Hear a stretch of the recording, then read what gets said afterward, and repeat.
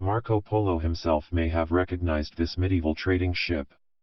It's one of the 40 or so shipwrecks newly discovered on the bed of the Black Sea north of Turkey.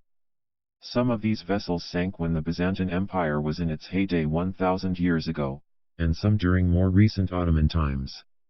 Others sank in the 13th century, when Marco Polo was plying his trade across the globe.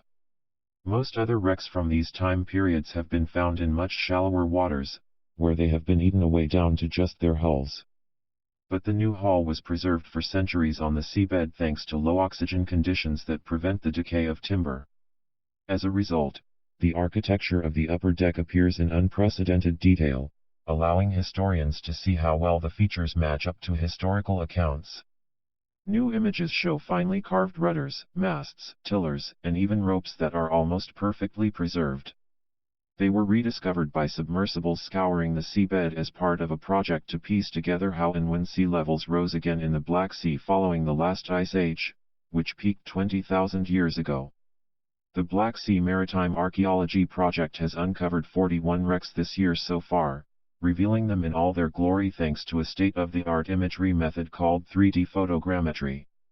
We took thousands of high-quality stills and video around the whole of each wreck, explains John Adams at the University of Southampton, UK, and principal investigator on the project.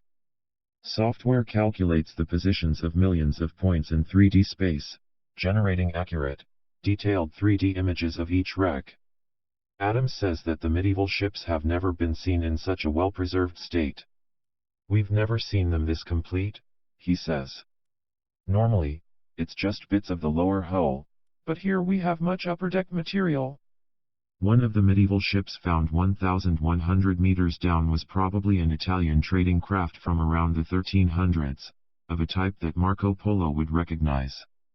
Although its iron-fastened hull planks have fallen to the seabed, it retains the stern platform with its rudders intact. The mast is also still standing, with the yardarms lying on the deck, he says. We can still see rigging and pots on board. It also has features of more ancient ship technology, such as quarter rudders on each flank at the ship's rear for steering, rather than the single center-line stern rudder that became the norm in around 1400 and beyond. Other wrecks were also beautifully preserved. An Ottoman trading ship from a few centuries later retained many deck features, including masts. In addition, images show a beautifully carved tiller with coils of rope hanging from the timbers at the ship's rear. Because they all sank far out at sea, Adams believes that these were trading ships rather than ships sunk in battle. They're all a long way offshore, so they were probably overwhelmed by rough weather, he says.